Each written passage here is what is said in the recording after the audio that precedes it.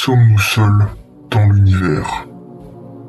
Voilà une question dont celles et ceux qui se sont longuement posé cette même question traversent le temps depuis des années.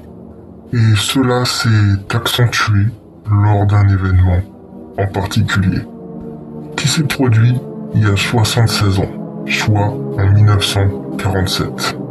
Et plus précisément à Roswell, au Nouveau-Mexique, lorsqu'un éleveur a découvert des matériaux d'un supposé ovni, soit un objet volant non identifié, qui se serait écrasé ainsi que ses occupants, des formes de vie extraterrestres, que le gouvernement a voulu faire taire. Et dont l'affaire fut soi-disant résolue par un simple ballon météo qui se serait écrasé avec des mannequins. Et si cela est véridique, ne serait-ce pas eux et non le gouvernement derrière cette histoire et qui veulent rester cachés tout en étant déjà parmi nous?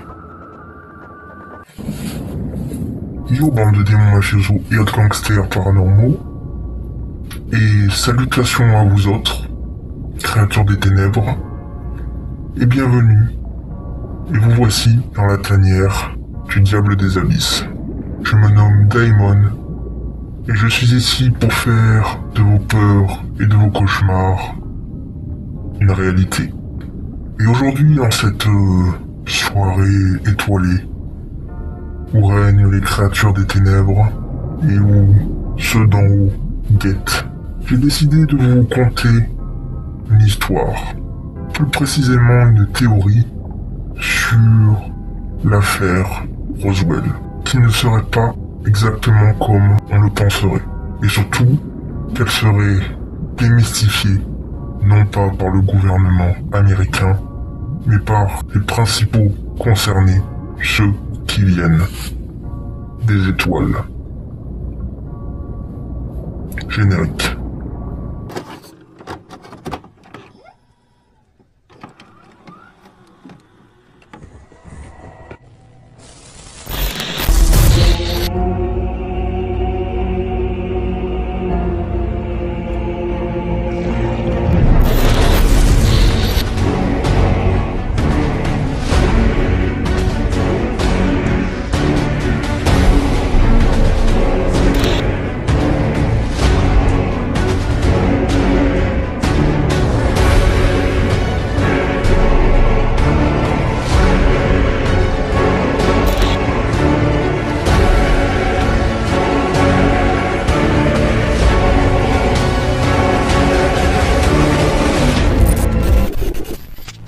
Le 7 juillet 1947, la Roswell Army Airfield, plus connue sous le diminutif de la RAAF, a récupéré ce qui semblait être, selon leurs propres termes, une soucoupe volante.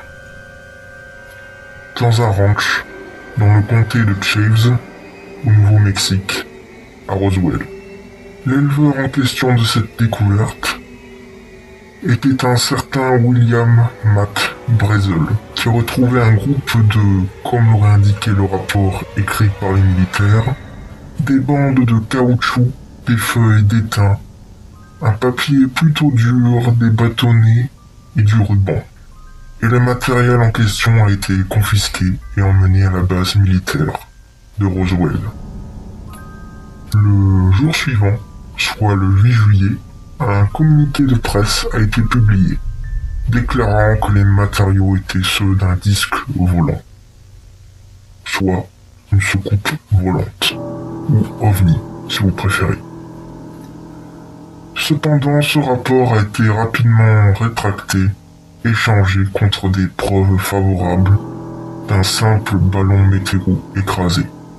La raison de ce changement est inconnue. Cependant, les théories tentent de combler les lacunes, et une spéculation suggère que le rapport d'une telle découverte conduirait à une hystérie de masse, semblable à celle vécue à la fin des années 30 lors de l'émission d'Orson Welles sur la guerre des mondes.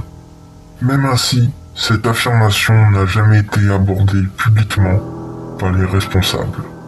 Et malgré les mots contradictoires de l'éleveur, Mac Brazel, sa version de l'histoire a été rapidement abandonnée et l'explication du ballon météo a été saluée comme la résolution de l'affaire sur ce qui s'est passé le 7 juillet. Et le dossier de l'affaire Roswell fut clôturé. Mais réapparaissant à la fin des années 70, puis à nouveau en 1994, l'histoire de Roswell a été altérée par des allégations d'OVNI et une hypothèse alternative au ballon météo, à savoir un ballon de surveillance nucléaire du projet Mogul. Une opération dirigée par l'US Air Force pour détecter les explosions atomiques soviétiques. De plus, tous les rapports de témoins oculaires faisant état de corps supposés extraterrestres récupérés dans la zone voisine ont été enregistrés comme étant de simples mannequins de test de l'Air Force. Et l'histoire fut de nouveau abandonnée et clôturée. Laissé à l'imagination des théoriciens du complot et des ufologues, l'incident de Roswell est devenu une sorte de blague au cours des 30 dernières années, suscitant des représentations de la culture pop, d'extraterrestres et d'ovnis, souvent de nature ironique, et traiter ceux qui croient que les affirmations sont à peu près aussi saines d'esprit que les Flat Earthers, plus communément appelés les platistes, donc ceux qui croient à la théorie que la Terre est plate. Il y a cependant une autre notion qui circule depuis une cinquantaine d'années, et celui-ci est beaucoup plus compliqué, mais néanmoins plus compétent, connu sous le nom de la thèse de Roswell. La prémisse commence comme suite. Un terrain d'entente entre les négationnistes et les soi-disant véridiques. L'objet récupéré le 7 juillet 1947 à Roswell, au Nouveau-Mexique, était un ballon. Qu'il provienne du projet Mogul ou d'un simple ballon météo n'est pas pertinent. Mais les corps rapportés n'étaient que des mannequins. Et le tout n'était pas une dissimulation d'ovnis écrasés. Et c'est à partir de là que la théorie s'écarte brusquement de la norme.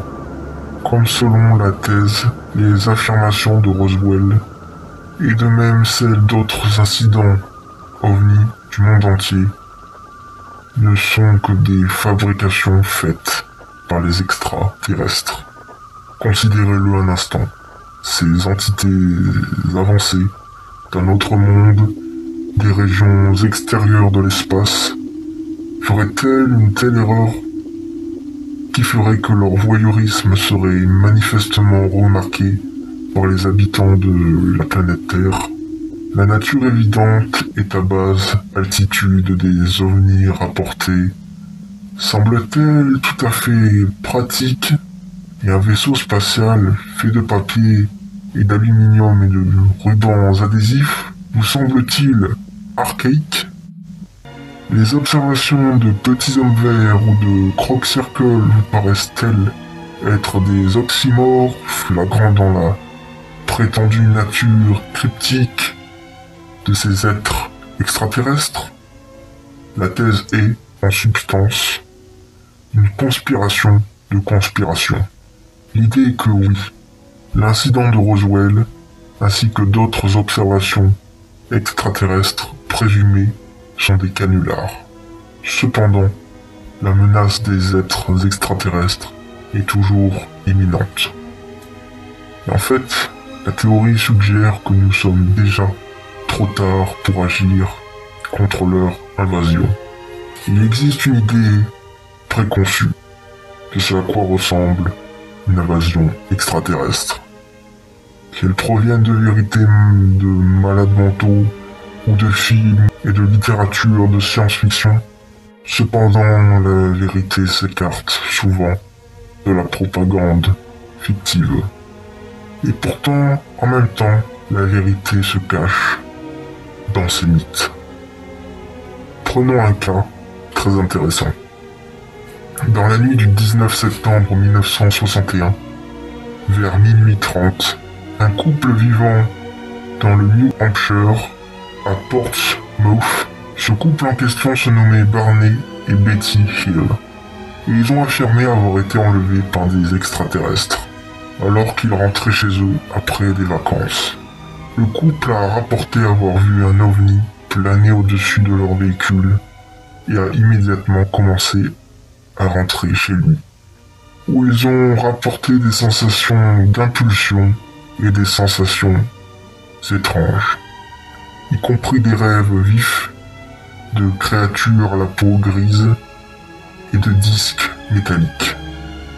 Le véhicule dans lequel ils sont rentrés chez eux avait des cercles visibles gravés dans une substance métallique le long du coffre. Déplacer une boussole près des symboles a rendu l'aiguille folle.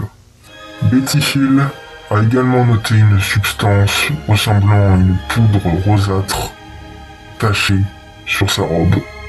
Plus tard, sous hypnose, Betty décrira un hologramme qui lui sera montré du monde natal de l'extraterrestre, le système stellaire binaire connu sous le nom de Zeta Reticuli. Et selon un journaliste du Dixon Barnes Bryan, 73% de toutes les observations extraterrestres présumées font référence à ces états réticulants, également connus sous le nom des petits gris.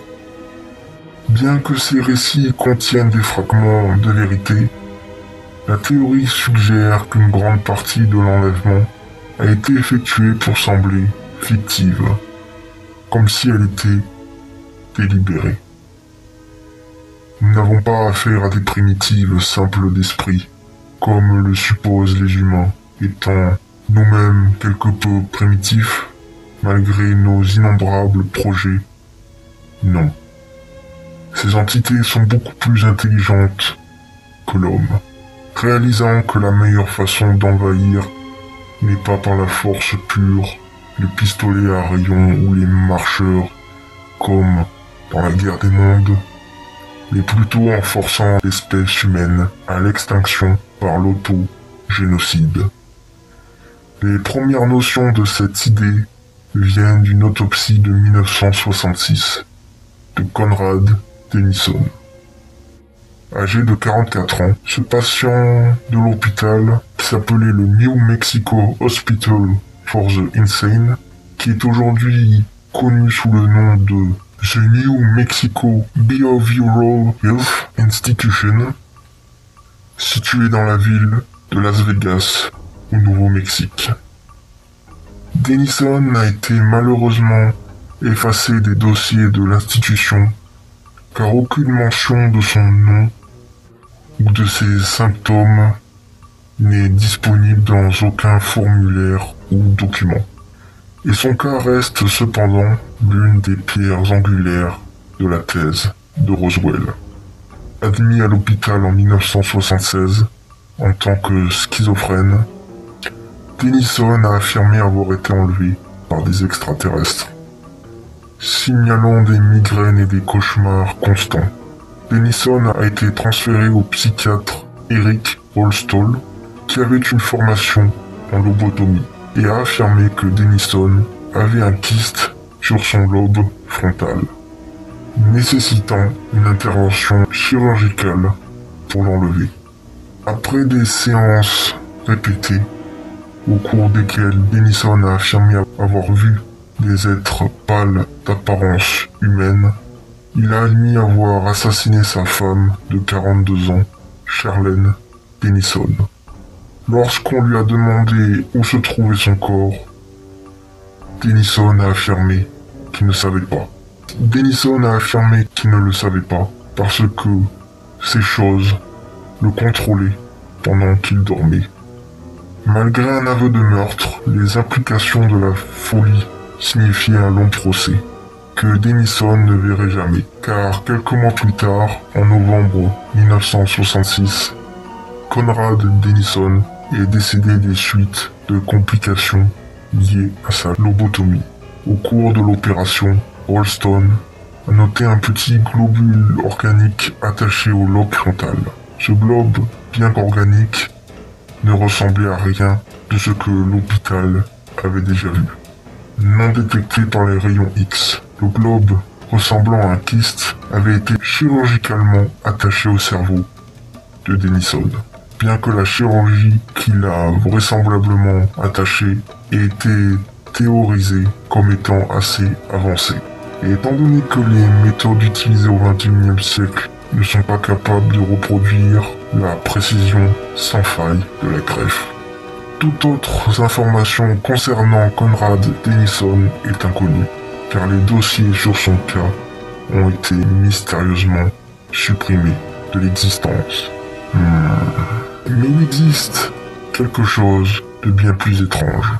Et ce qui est peut-être encore plus étrange, c'est que le fils de Conrad et Charlène, Kenny Denison, est venu au monde un an avant le meurtre de sa mère Charlène et un an après le présumé enlèvement de son père, Conrad. Et Kenny Denison a été arrêté en 1982 pour vol dans une épicerie. Et lorsque les agents d'intervention l'ont approché, Denison a sorti une arme à feu et a été abattu sur place par les agents. Et au cours de l'autopsie, les pathologistes ont noté le même globe ressemblant à un kyste sur le lobe frontal de Kenny Denison.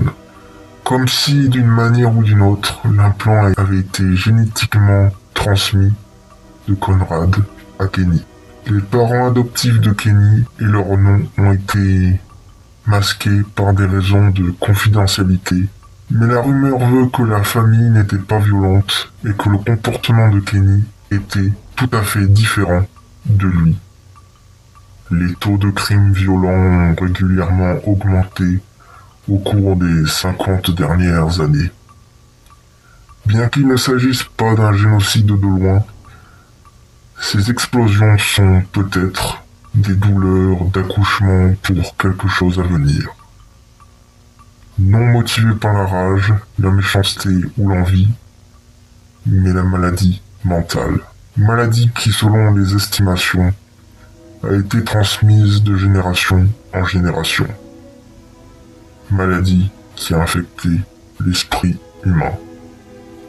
Dans une tournure des événements plus récentes, à la suite d'un accident de voiture à Springdale, dans l'Utah, le 19 avril 2013, un étudiant de 22 ans, Sean Phillips, a été arrêté pour avoir violemment poignardé le conducteur d'un autre véhicule, âgé de 77 ans, le vieux Nathan Moffitt.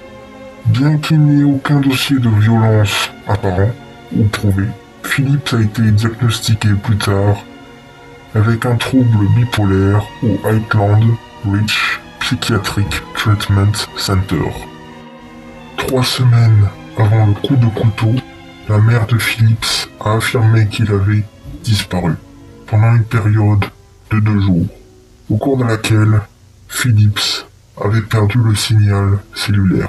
À son retour à la maison, Phillips ne se souvenait pas où il avait été, mais a noté des maux de tête occasionnels et périodiques, ainsi que des moments de hurlements incessants.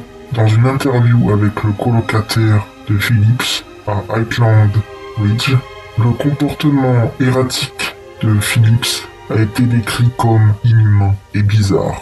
Et au cours d'une conversation, Phillips s'est confié à son colocataire, affirmant que les créatures grises étaient dans sa tête. Et quelques instants plus tard, le colocataire de Phillips a décrit les yeux de Phillips comme en train de mourir, avant de s'en prendre à l'autre patient. Phillips recevait 13 séances de thérapie, avant de décéder dans sa chambre le 23 décembre 2013.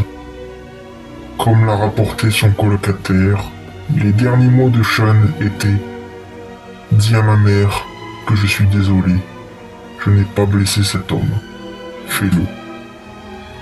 Philippe s'est suicidé en s'étouffant avec un oreiller. Ces actes d'auto-mutilation sont authentiques. Cependant, les cas et les crimes qui ont conduit à ces suicides atroces ne sont pas auto-infligés. Encore plus gênants sont les cas dans lesquels le délinquant est maîtrisé et blessé, plusieurs fois tué par d'autres, car cela, craintivement, était le motif des êtres venus d'ailleurs depuis le début. Au cours de la dernière décennie, les observations d'OVNI ont diminué, alors que l'intérêt du public pour la vie extraterrestre restera toujours stimulé avec le passage des grilles humanoïdes à la vie bactérienne basée sur l'eau sur Mars s'est produite. Ce qui a fait que les extraterrestres intelligents de type Roswell sont en grande partie classés comme fictifs. Et certains théoriciens que le raisonnement de ce changement fait partie d'un plan plus vaste. Car dans l'esprit de certains théoriciens, les extraterrestres en présence ne demandent rien d'autre que leurs existences soient ignorées. Roswell était leur idée. Les ovnis sont peut-être les leurs, mais seulement des jouets peut-être, afin que leur vraie nature puisse être cachée. Ils nous regardent partout, ils nous regardent tous, pour certains, dans nos têtes, et ils veulent que nous croyions dans le mensonge qu'il n'existe pas. Et il semble même que l'homme a été déjà infiltré, car le seul moyen de discréditer la théorie est de la traiter comme une fiction ridicule, invalidant la vérité et la présentant comme un non-sens. Vous lisez peut-être cette thèse dans un catalogue basé sur la fiction, sur internet, sur un site, ou même dans une vidéo YouTube. Mais veuillez considérer que ce que vous lisez n'est pas une fiction, et que les extraterrestres sont déjà parmi nous.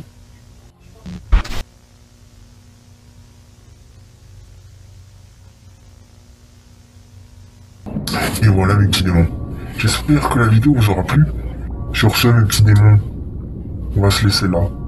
Vous me direz dans les commentaires vos théories, si vous en avez sur les extraterrestres, en lâchant un like et en vous abonnant si la vidéo vous aura plu, ainsi que ma chaîne YouTube.